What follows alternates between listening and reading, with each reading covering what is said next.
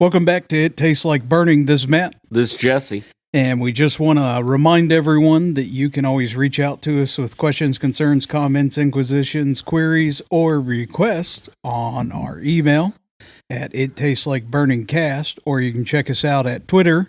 Jesse? It's ITLB Cast at ITLB Cast, Twitter. And we also have a Reddit page, same name, ITLB Cast subreddit, and I'm not too active with it. I'm trying to work and build some more with it. One of the things that we're going to talk about is a rarefied, God forbid, message came into us, and Jesse's got the message from Twitter, so I'm going to turn it over to him.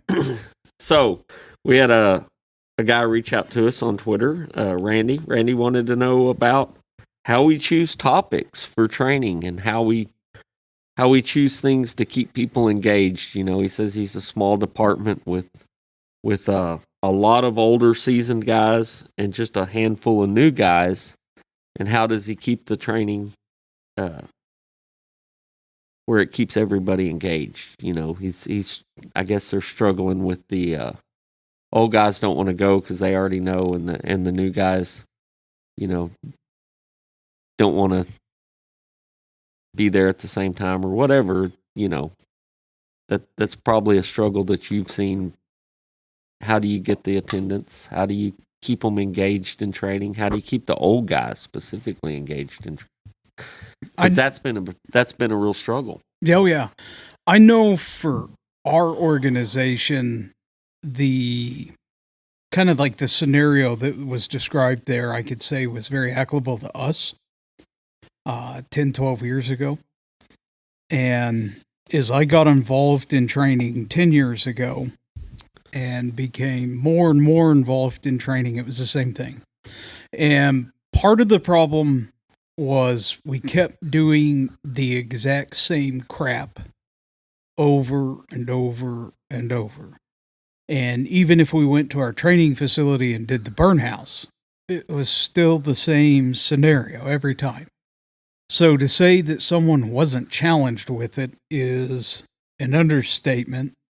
And then if someone's new on the department and they're participating in it, well, it's not that they're not getting good training out of it, but the fact of the matter is that there's no curveballs, there's nothing to learn there for everyone else, and so they don't really care about it.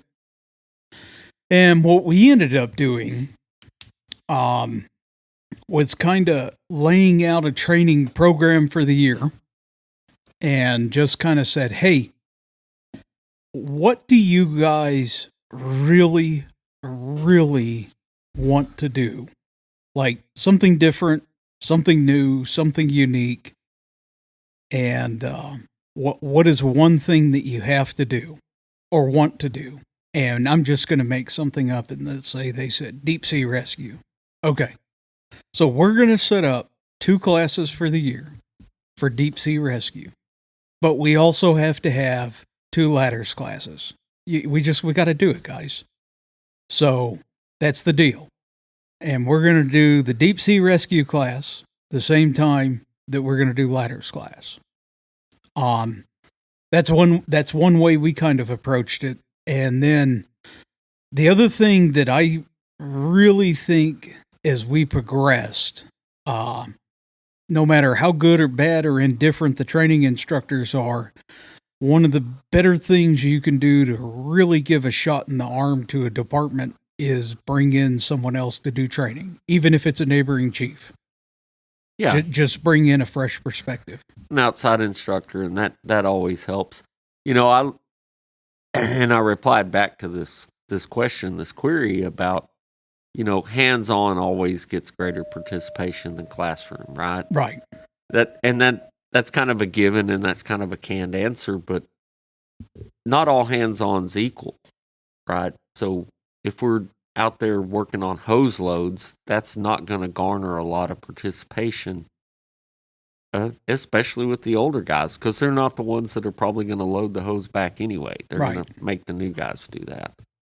And so that's probably not the best choice. But any of that scenario-based stuff where you're you're either doing, and I've got a handful of just go-to classes that are in my tool bag that I pull out that are hands-on. Some are inside, some of them are outside, some of them are more elaborate than others. But I like the race to the finish the tank of water kind of drill, where we go in and pull the engine up to the hydrant, lay 100 foot of supply line, pull the hand line off, or whatever we're determining to be the thing to flow the amount of water for the given time.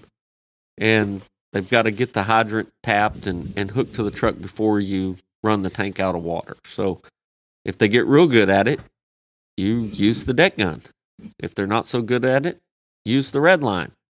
So there's a lot of ways to kind of shape that to work for the training, but in the process, they're all building skills, right? They're getting the hands-on skills of laying the supply line, using the hydrant, all that good stuff, some hose handling, some hose loads. It's all working in there, and it's a fun race that you can break them into teams. You can challenge each other. And that's one thing that we did that we had a ton of success with out of the gate.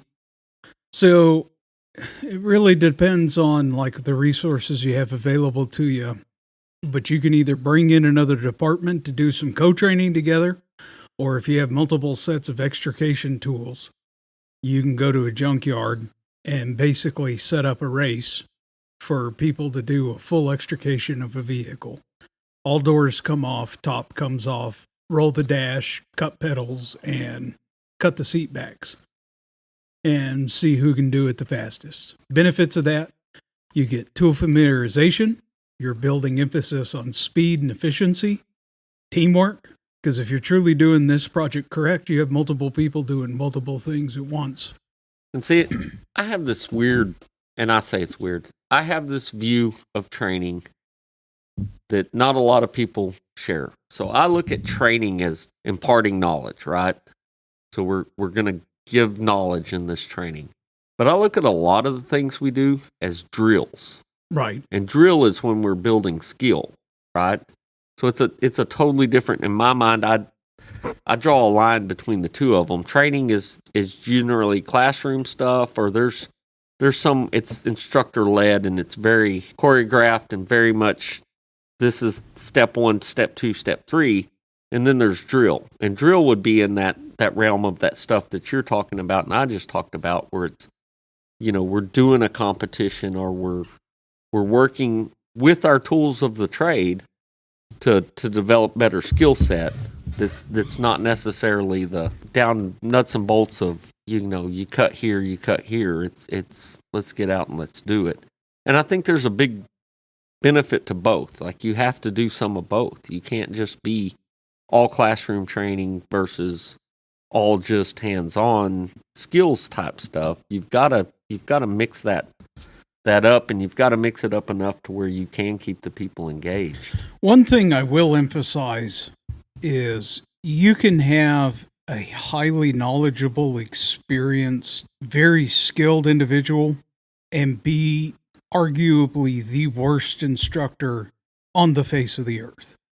They can be monotone, or God forbid, condescending, that type of crap. But you have some people that are very heavy on the skill side, but they're absolutely terrible at the classroom side. And be cognizant of that you don't have the most monotone, sleepy individual trying to teach like a 4-hour class on fire education. Yeah. Be mindful of that. The one thing I'll say is, in this entire discussion, we're going to bounce all over the place. Because again, this is unscripted. Where things are going to come to us, we're going to bounce all over the place. So sorry for not having any formal format for you. Yeah. But I will emphasize that, because a really good classroom instructor can take a really boring subject and actually make it meaningful, impactful, and more importantly, something to take away from it, just because they have the skill and the ability, and arguably the gift of being able to do public speaking and make it engaging. Yeah, and the engaging part is the key to that whole deal. We'll go down the rabbit hole on that for just a second.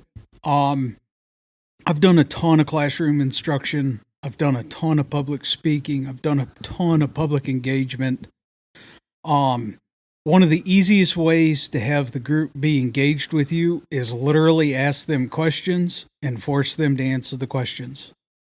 Ask them open-ended questions where they're not yes or no, but where they actually have to think about what they're going to do and their response. Yeah, because that lets it go where it goes, and Right. there's stuff there for you to learn at that point. You know, you're not closing yourself off to learning something yourself. I've been on this real big kick here lately for the last couple months of we're doing some, I'd almost call it experiments, right? So we're showing up at the training field and we're saying, these are the tools we have. How should we deal with problem X? So the other day, a couple weeks ago, a month ago, we don't practice standpipe stuff very often. We don't do a lot of high-rise stuff. So, you know, we've got stuff on the trucks to deal with high-rise packs, and we've got these things, but it's not something that we get out very often. So there's not any one of us that's super proficient in it, right? We're just, we can get by and we know enough about the theory of it and we've practiced it a little bit. So let's get this stuff out and let's figure out what works for us and our group of people and how we best deal with some of these things with the high-rise pack. So that's what we did. You know, we took a training night and got out there and had an operator and worked on some scenarios that were up on the third, fourth floor of the tower, because that's the stuff that we don't do often. How are we going to use a standpipe? What if the standpipe doesn't work? What are our options? What are some of the things? And it's just problem solving. So I looked at all that as I want to create problem solvers, right? That's our job. We're there to solve problems. So instead of just selling them this and this and this is how we do it, period. Let's all solve this problem together. Let's come up with some solutions, and then that at least gets them to think some. And then when they start thinking, then they open themselves up to actually figuring something out.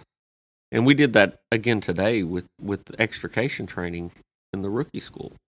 I did that with the airbag part of it. So I go through step by step with them how to hook things up and how it works and what, you know, the do's and don'ts of it in the broad sense, but then just say, okay, I want that rocker panel to be a foot off the ground. How are you going to do it? Do it for me. Figure it out. And assign them some roles as a commander, an incident commander, and just let them divide up their roles and let them figure out how they're going to achieve the goal of getting the rocker panel a foot off the ground. And then just stand back, watch what they do, stop them if something's not safe, but let them figure it all out. Let them actually have to have a thought and not just do the actions that I'm dictating they do. And I think that's an invaluable training, and even your crusty old codger is going to get involved in some of that because they're definitely going to be the opinionated one of the bunch and say this is the way to do it, but then force them to listen to the other ideas and the other ways, because there's going to be 100 different things, most of which will, in that case, in the airbag, probably will work because there's only one thing that's the wrong answer, right? Pop, oops. That's the only wrong answer with the airbags, or we drop the damn thing on somebody's foot. But other than that, there's no real wrong answer. Right. Yeah, and don't be afraid to do non-standard training just to build familiarity and comfortability with the tools. So there's this thing where I saw like they were setting up road cones and putting an egg. Oh, we did that. Yeah, we did it a couple times. We look at spreaders and cutters as a brute force object, and it doesn't necessarily have to be that way.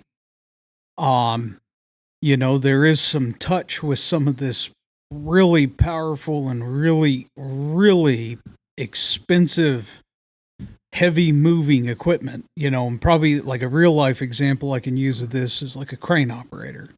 Yes, the crane can lift up something that weighs 100,000 pounds. He's not swinging it wildly. He's moving it in fractions of an inch at a time so that all the little people working under that section of that roof or wall or whatever he's putting up can make micro adjustments and tighten bolts and fasteners and make connections. There's no reason that you can't have the same ideology with your extrication equipment, because a fine touch with your extrication equipment can have a purpose on a scene too. Well, and it's not just that; it's just the actual fact of using it, right?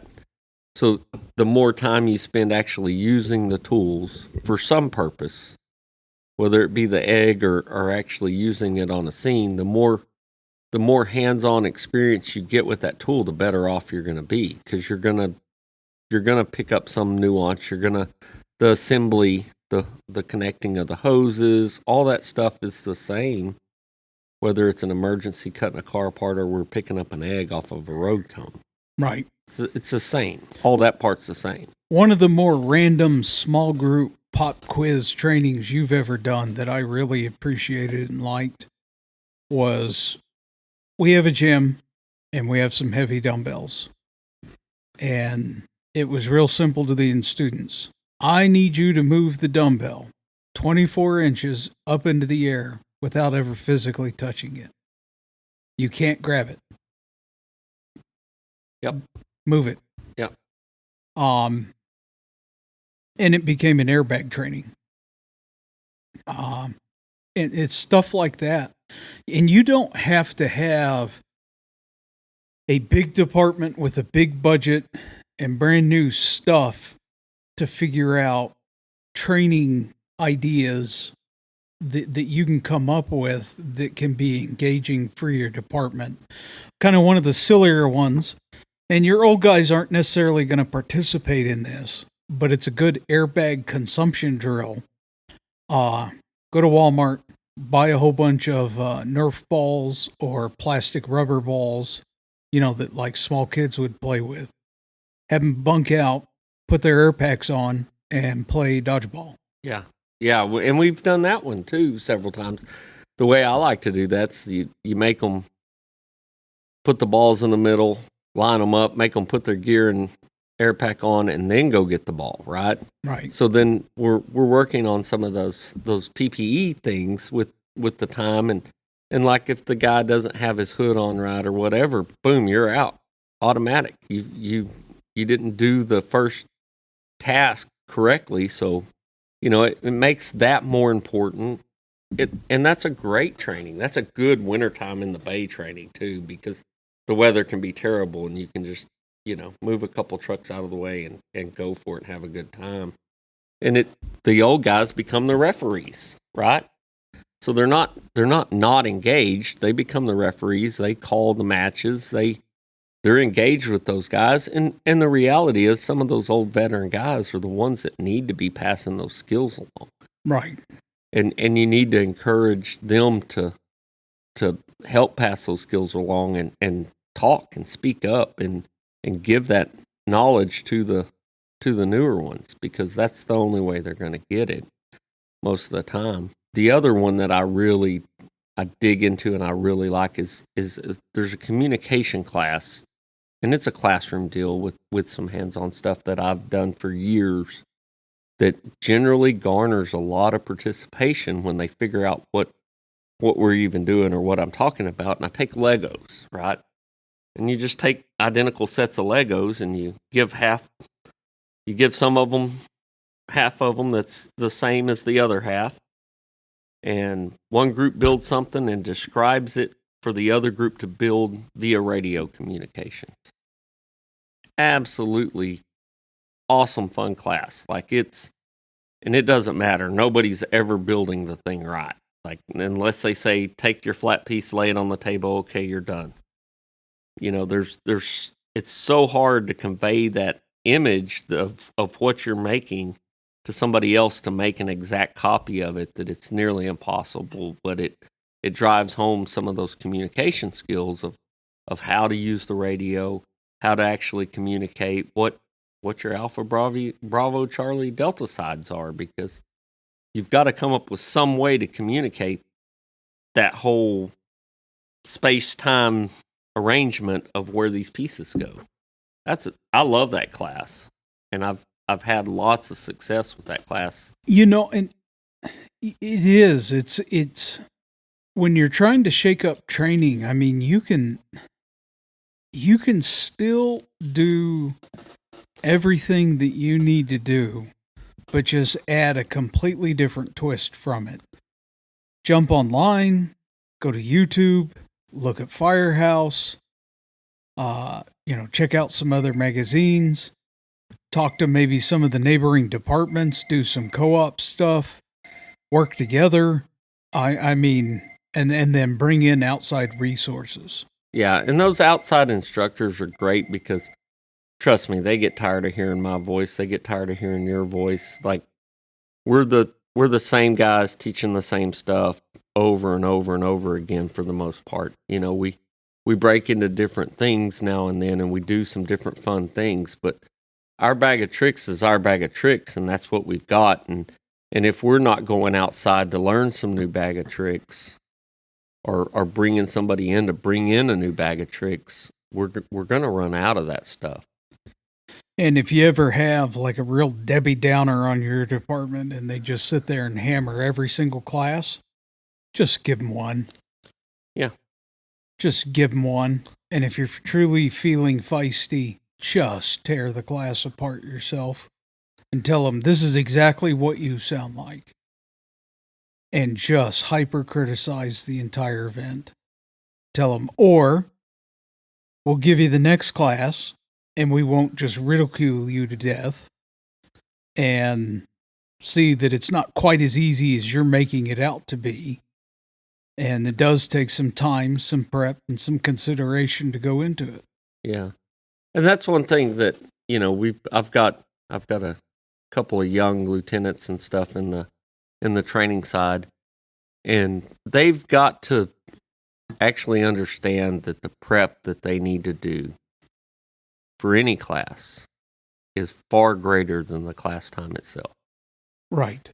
And, for somebody like me or you that's taught maybe the same class 10, 20 times, our prep time was done long ago, right? So we can make it look easy because we've done it. We've done it multiple times. It's something we know. There's no real big changes to it. We can coast through some of that. And I think some of those guys that see that being easy for you or me, and they just assume that it's that easy all the time, I think they kind of set themselves up for some failure on that. And you've got to make sure that the effort's being put in on the front end. And like I said, some of those classes, the effort was put in 20 years ago. And it's just something that stuck with me. And if I do it every year, do that same class once a year, it's not going to leave me.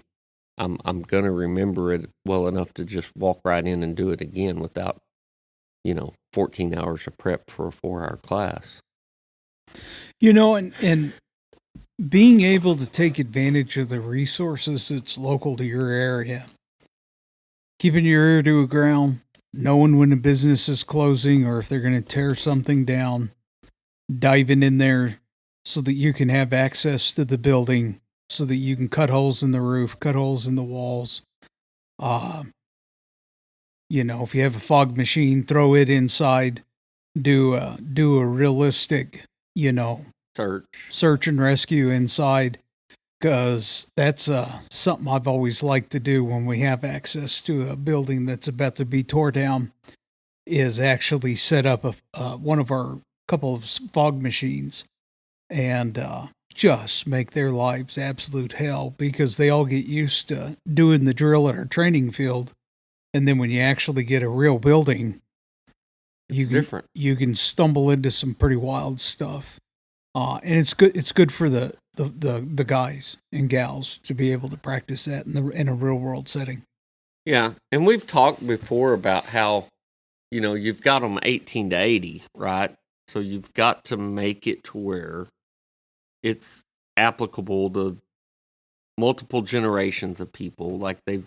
It's got to be engaging for multiple generations of people, and it's got to work so that everybody's getting involved in it, right? So Right.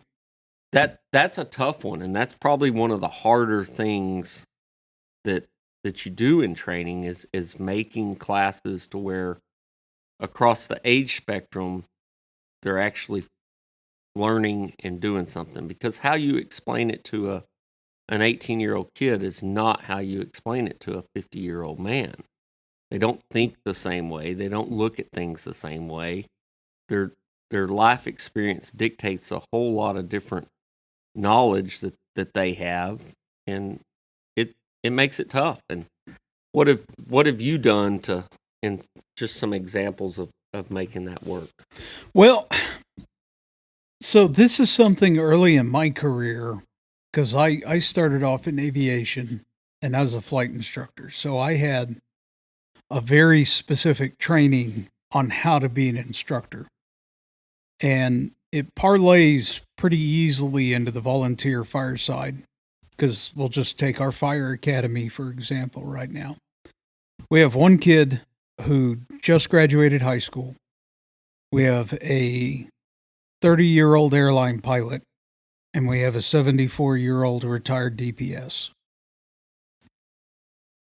You don't want to teach something 3 times.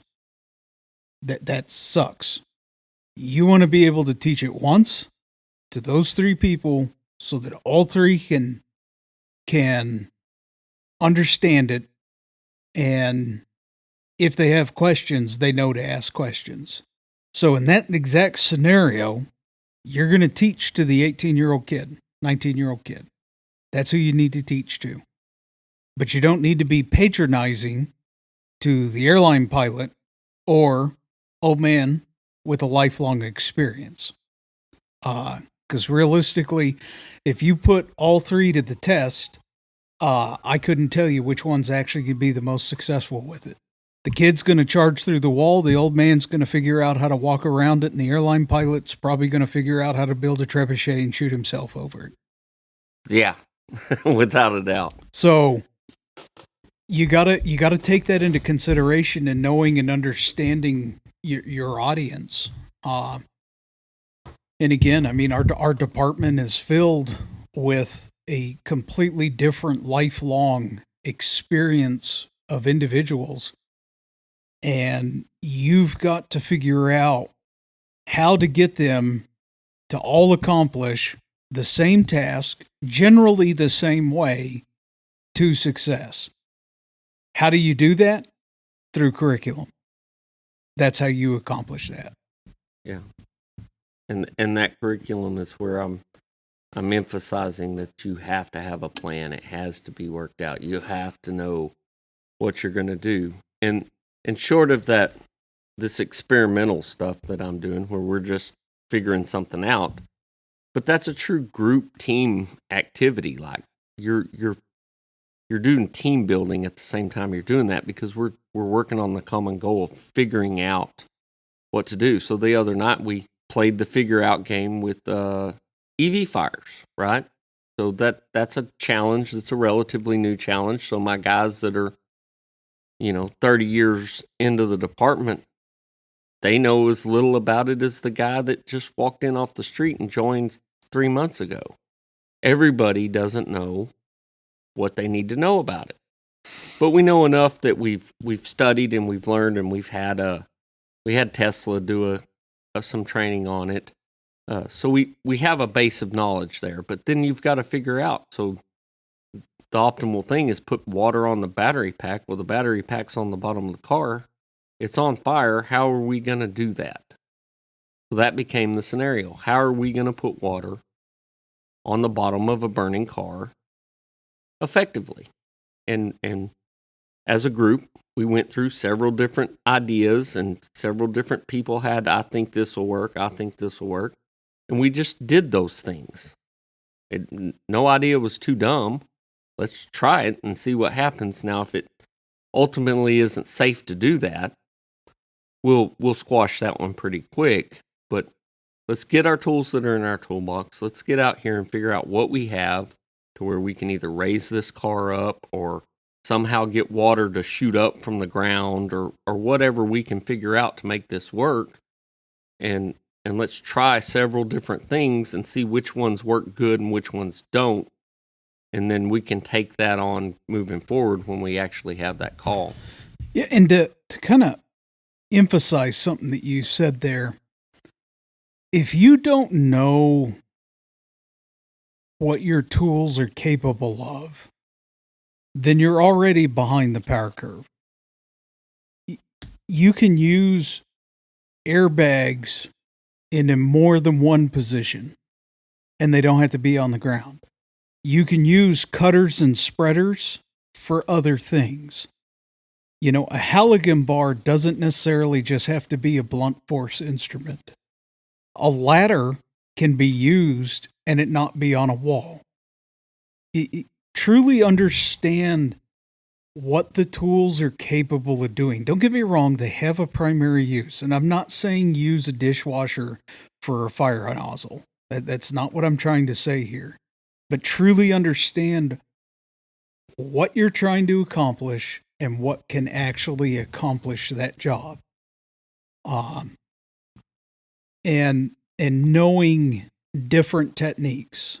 With that said, if you run into something difficult, forcible entry is a real classic one of this. Okay? So you've got your irons, you do the classic forcible entry, door doesn't budge. You try one other technique, door doesn't budge. Is now the time to try the third, fourth, fifth technique, or is it time to just move on to another entry point? You know, knowing when to cut your losses. There's mitigating factors that are being encountered here that doesn't make sense. You don't know what's going on, and move on. Just don't bury your head in the sand and triple down on something that's not going the way you're expecting it to go. Right. Yeah. Because that's a big part of just the fire service in general, right? You can ride that house to the ground by using the same old tactic that you've used forever and it worked every time except this time, or you can go, man, this isn't working. We're going to lose this whole building. Let's come up with a plan B. Let's try something different, right? Talking about EV training, thermal imagers have been around a long time. I'm still impressed, at least in our area, at how many people are doing very competent, very skilled, very legitimate interior attacks with absolute minimum use of thermal imagers. It really is surprising to me at how many people, and it goes back to the law of primacy, how we trained them in rookie school. Right. We've talked about this ad nauseum, that we wish we could use the thermal imagers more, but it goes back to, we're going to teach how we were taught. And we were taught to, to do good searches, do fire attacks by listening and feeling and searching in the dark until you bump into the fire, paying attention to what's going on around you, not just being completely tunnel visioned in there. And, consider adding stuff like that more into your training, more reinforced, where something that's so beneficial to your crews, like using a thermal imager to find someone. And a really good drill on that is, this works really well at churches. You need it to be pitch black inside, and you just tell the crews, there's a person laying on a floor. Last we heard, they were near the cafeteria. And you just turn them loose inside. And if they're smart enough to bring the thermal imager, well, they'll see your dummy just laying there on the ground. Right. But if they don't have the thermal imager, they'll never find him because they're laying perfectly in the middle of the floor of a gym. And the purpose of that is to reinforce the use of the equipment and technology that you have readily available to you. Right. And I think it's important to know the skills because the battery could die or whatever, right?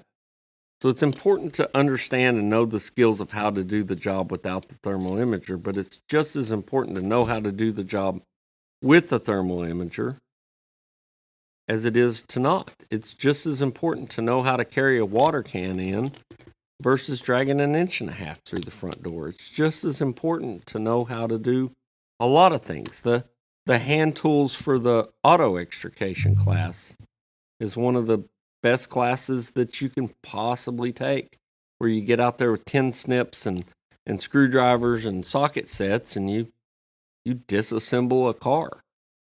That's invaluable training that does so much more for you in your thought process of how the car is put together and how to take it apart versus Mongo Smash, right? Right. Mongo can smash anything. We just got to get a bigger Mongo. But to actually do something with some finesse and some, skill, that's a little bit different deal. Mongo can't do that very. Yeah, it just training is so awesome in the fact that you can teach the same thing literally 100 different ways, and each perspective on it is going to give you a little more insight. And then the other kicker on that is it's going to tell you a lot more about the individual that's physically teaching whatever. I've always approached firefighting from the perspective of how I would fly an airplane without an autopilot in IFR. So in other words, no blue sky. I'm in the clouds. I want to make this as simple and as easy as physically possible. I'm going to break this down way too far and too simplified. You show up to a house fire. The family's outside, so there's no rescue. Pull a hose. Take a peek with a thermal imager. Go to the seat of the fire. Put the fire out. I don't necessarily need to worry about the 500 other things that I can do in that process. There's other crews, there's other people. Now, don't get me wrong, I'm skipping things here, but I'm assuming other people are on scene. Okay? Don't overthink things. Make them simple. Remember that in everything that we do, at the end of the day, there's always one common goal. Either save the victim, put the fire out, do a rescue, make a recovery, whatever. Don't overcomplicate this, and don't forget the most basic things, and work yourself to death in the process of trying to just simply find the seat of the fire. Yeah, because if you're on your tertiary search of the known to be unoccupied doghouse, you probably took that too far. Right, and and you're getting weather readings, and you're stretching supply lines, and you're stretching backup lines, and you're setting up fans, and you're laying out tarps, and on and on and on. I mean, there's other people on scenes. They have jobs too. Let them do theirs. You focus on yours. What's your assignment? Were you first on or were you 12th on? Speaking of that, we're going to bird dog for just a second. Yeah. Don't forget.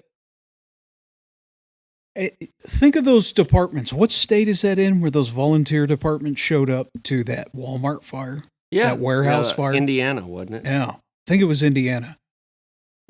Don't forget the basics. That there's some real basic stuff that them guys forgot there. And I don't know that story. Boy, and if anyone has any more information on that, by all means share it, because I would love to know what prompted that department to shut that sprinkler system off. But Maybe they had a reason. Yeah.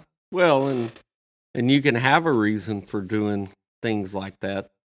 And as long as you can justify them, more power to you and carry on, get it done. But that is one of those things that it's so out of the norm of what most people would do that, yeah, it would be interesting to know. And I'm sure they're not speaking of it very much right at the moment. No, hopefully their lawyer is telling them to shut the hell up. Right. In fact, if you were involved in that, don't send us anything. You don't want us, Yeah. because we're going to talk about it. That would be bad for you. It's going to be horrible. And we're not armchair quarterback guys. Like, we just don't. Neither one of us buy into that theory that we should armchair quarterback anything to death, right? Oh yeah, no. This crap where people jump on YouTube and armchair quarterback stuff together. Don't get me wrong. There's some good knowledge and insight that comes out of it. But if you're just ridiculing someone to ridicule them because they look silly, funny, goofy, weird, different, they don't do it my way, whatever, kiss my butt. That's not worth a crap for anyone. Yeah. Now, if you're doing it to learn stuff and quiz people and be like, look, we don't care what they're doing. Could care less. Just pretend they're not there. Here's the scenario. What do you do? I'm fine with that. Yeah. We had an interesting conversation earlier about how our southern fire tactics are so much different than northern fire tactics. And I think that's an important thing too, because we can take a department that's of similar size, budget, resources as us, that's in, say, upstate New York or New Hampshire or wherever. They're going to have a completely different environment. The building construction is going to be different. There's a lot of things that are very regionalized or even very specific to certain cities and municipalities that are not the same as what we have. So those tactics are going to change dramatically through time and distance. The different places are going to have to use different tactics. Like, we have thousands upon thousands of trailer house mobile homes, right? Well, there's a lot of places per square mile. Yeah. So there's places that don't even know what a mobile home is. And the tactics that we have to use on those mobile homes are completely different from the tactics we'd use on, say, a building on the square. Completely different frame of mind of firefighting. So it's not fair to judge different places, because a lot of that stuff, you don't know what those things are. It does. I mean, and this is where, the volleys, Look, if you took the basic mantra of vent, enter, search into our district, have you picked your coffin? That doesn't work here. It will not work here. That entire ideology is nonsense down here. Let's take the entirety of the South, Texas to the Carolinas. Okay, it's a completely different physical environment. We don't really have cold winters. The building construction's completely different. We had electricity that was a lot cheaper for a lot longer, so the insulation values were never there. We never had the zoning and building requirements that they have up north or out west. Completely different type of fabrication techniques, and on and on. Okay, then you combine that with the mobile homes and, garden hotels and Texas ranch style homes. Completely different layouts, completely different building constructions, completely different insulating factors, on and on. And if you took a crew out of the Northeast and tried to have them fight a Texas ranch home fire in our area, they would get their ass kicked, just like we'd get our ass handed to us on a brownstone fire. Right. Because we don't know what the hell to do with a big rock building. Yeah, it's so far out of our norm. And I think that's something that in your training program, you need to be looking at that stuff, and you need to be understanding some of those factors. Like, what is your bread and butter incident? What are you running all the time? Yeah, you need to train on that stuff that you're doing every day, but that may not be the thing that you need to spend all that time training on, right? You might need to find the things that you do once every 3 months, and that might be where you want to focus some more training hours on as a department to try to build those skills up, because that's a lesser used skill set. Well, and here's another angle on it. Let's say you're from a much smaller department, much less money. Okay, so you don't have the training fields, you don't have the expansive fleet, you don't have a lot of options from tools. Okay, and I'll give you a perfect story, and this was kind of a horror story from a couple of years ago. Department relatively in our area, they were toned out to a grass fire. They get on scene, and it's not a grass fire, it's a house fire. The problem is that their tanker showed up without water. The brush truck was still dealing with literally the front yard on fire. Now, from the house being on fire, it caught the yard on fire. So the 300 gallons of water, 400 gallons of water that the brush truck had is literally being dumped on the front yard.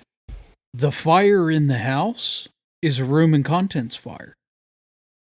That's it. It's not in the attic. It's not blowing out the eaves. It's not that. It's a room and contents fire. I can legitimately argue that they could have, even though they didn't have their air packs, and no, they didn't have the right PPE for an interior fight, they still could have done something tentatively from the yard just to put the fire in check, get a radio call out that, oh crap, we need engines, forget the tanker. If anything, oddly enough, the tanker sat on scene instead of at least sending it to town to go get water. Okay, even though it was probably going to be 30 minutes before it was back. It's just stuff like that. Don't be afraid to cook up really bad scenarios that are no-win scenarios. But just to get the thoughts rolling on, okay, we showed up to Y and it's actually X. What do we do? Right. You know, and that's not armchair quarterbacking something. That's taking a known bad situation and just seeing what you can work with it. And again, we're admitting out of the gate, it's a bad setup. You got screwed out of the gate. It wasn't going to work. Don't be afraid to even armchair quarterback and critique your own previous events that were good or bad.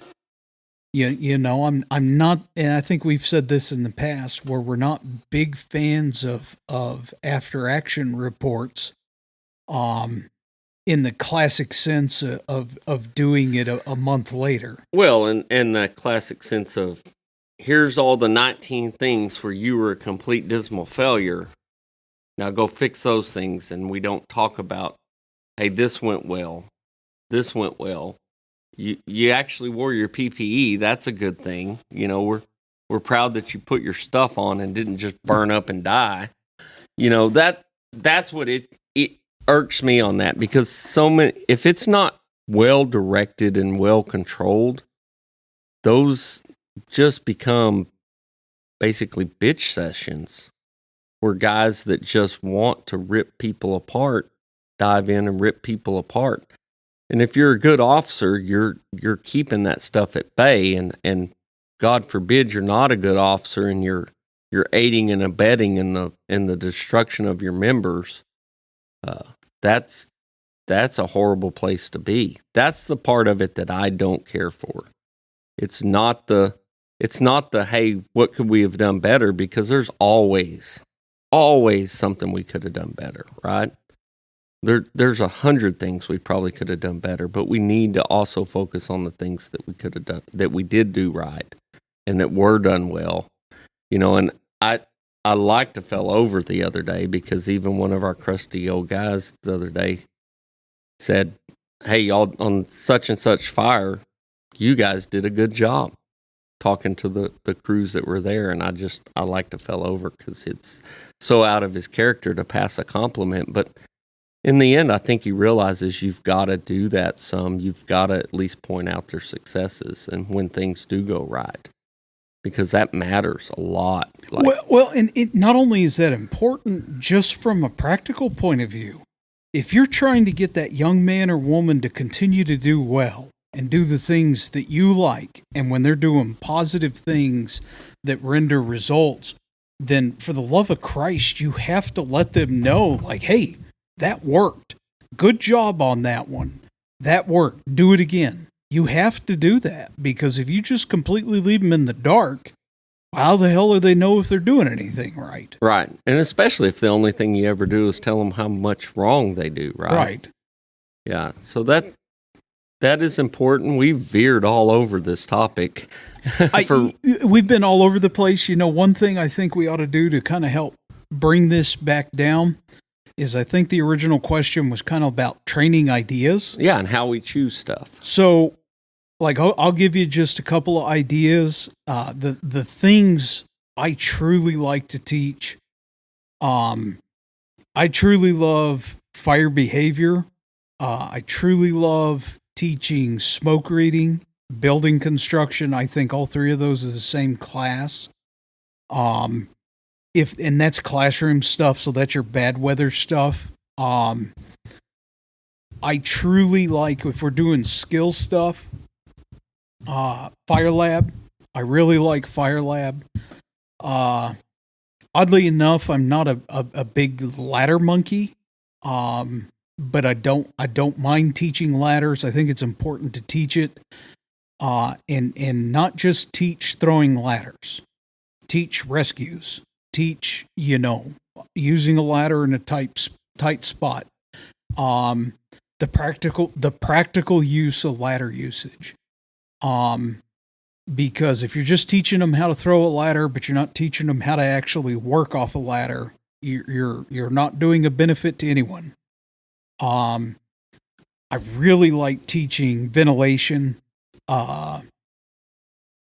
search and rescue, but with the thermal imager. Don't get me wrong, you'll do the primary, secondary searches and do the old school method, but I really like teaching techniques and tendencies with thermal imagers. I think there's a lot to be done there, particularly on the ventilation and search and rescue front. And then, so going back to the classroom stuff, well, that's the classroom stuff. You just either find a presentation and you go through it and teach it, or you make your own presentation and you teach it. But on the ladders and ventilation and search and rescue, those are ones that you can definitely customize to your own and teach, find a program that you like and make it your own. Probably the last thing I would add to all that is make them 1.5 2-hour classes max. Don't make a college curriculum out of it. The other one that I think gets negated a lot, particularly by your older members, because they end up pumping the trucks a lot, is doing some basic pump op stuff and doing some basic hose relays. Park on the side of the station, tell them to go connect to a hydrant and stretch the bumper line and time it. Yeah, no, that's a great one that I love. I love to do that one. Race the tank to empty, right? Yeah. Yeah, There's a lot of things that you can do that's basic day in and day out training, but add just a little bit of a tweak to it. Make it a competition, make it personal between the crews, and you'll get the exact same training that you're wanting, and the people will enjoy it a lot more. Yeah, and one thing that I've come to realize is it's nearly impossible for us to train to mastery of skills, right? So because of the diversity of that group and because of the age differences and skill level differences, like you're going to have some guys that are just going to master a skill pretty quick. And you're going to have some guys that are going to struggle with that skill. And you got to be willing to just walk away at the end of the class. The class is over, And yeah, so and so didn't master this, right? But leave them with an open door for them to work on it by themselves or with their friends or with the other members that may need help in that. Training doesn't have to be only done as an instructor-led event. It doesn't have to only be Tuesday nights or Thursday nights or whatever night that is.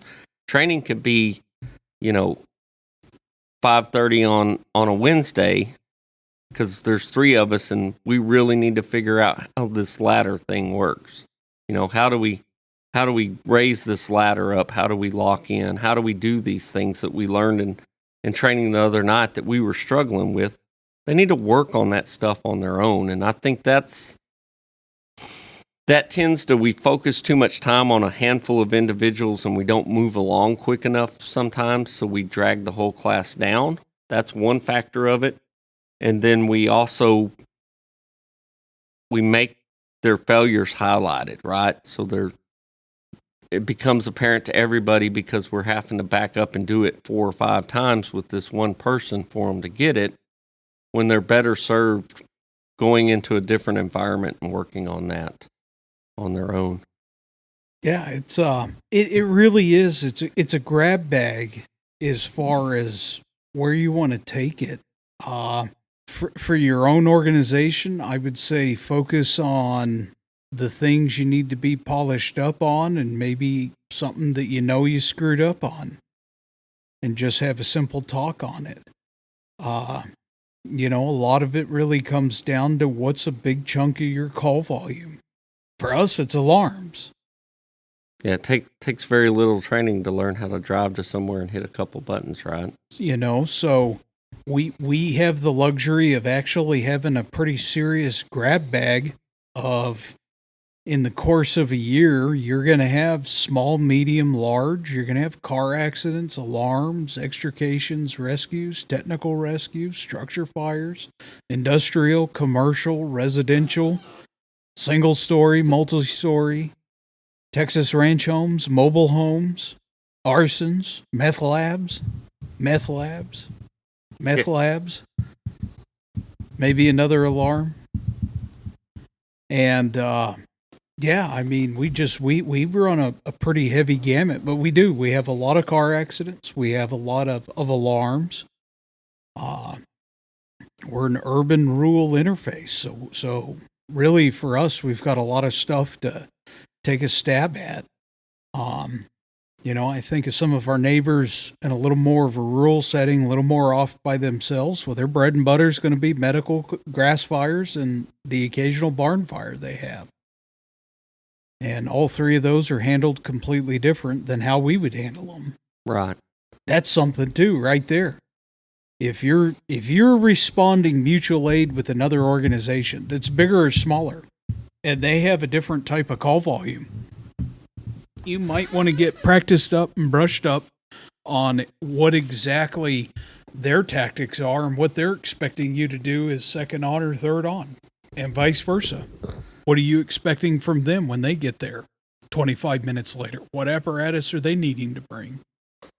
Yeah, and that all plays into it. So I have this thing that I've said it for years, and it's an observation and just something that I've put out there. So you go to the house fire or whatever, and this is truly a volunteer thing, right?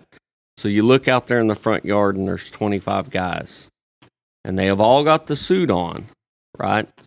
And they all look like firefighters, but they're on a spectrum from one end to the other of the knowledge and the skills, right? So it is not, for the general public, they're all firefighters. Right. They all look like firefighters. But we, as their fellow members and the department, we have to know and understand what each one of those persons' skill level and skill set is to a extent, because we have to know what tasks we can ask those people to do, what tasks we cannot ask those people to do, what tasks are not appropriate for some of them to do, and so on and so forth. So we we have to have that knowledge, and the only way we have that knowledge of what each other's abilities and inabilities are is to absolutely train together. Period. And for no other reason than that one reason right there, you have to train together. Period. Yeah, and the kicker with that is just tying along with your example there. Your baseline, if you approach it from training the group as a whole, your baseline of experience and skills will do nothing but increase. Right. Period. So on the next call, you're one step closer, and the next call, you're one step closer. And then you kind of eventually reach this point where, believe it or not, 2/3 of your department's capable of everything on scene. Right. Well, and hopefully you're adding new ones in on the back end that Sure. that's working for that too. But and then the last thing I'll add to that, and this is volunteer specific, is if you have, and I mentioned it earlier, we have some 75-year-old men that are going through this fire academy. You need to understand that they're not the ones to use in the most technical, god-awful work someone to death scenario. There's nothing wrong with picking out someone's based on their abilities or literally their physical fitness and saying, that's probably not for you. We're going to have someone else pull the siding off the building. Exactly. There's nothing wrong with that until your group of 20-year-old crybabies to get over there and show them how to use a pike pole. That's something that I've never really stood is probably one of the better examples of this is in training. We have aerials, we do ladders training, we do some tall aerial training. And, there's always someone in the group that hates heights. And this is what I tell every single one of them. Some departments have ladder monkeys. Other departments and other members can be attic monkeys. Maybe you're an attic monkey and another guy doesn't want to be in the attic. So you guys have this mutual understanding that if you're on scene together, he's going to be on the ladder and you're going to be in the attic. There's nothing wrong with having something that you're damn good at or want to do or more comfortable with and making that your thing. Yeah. And the only way that you know that about other people and they know that about you is you have to train together. Period. And train often. Sound like Wilford Brimley. Yeah, that's it. So, yeah, I think that sums it up for the most part. So whoever sent that message in, I hope this helps at all. We're going to ask you to follow up, please.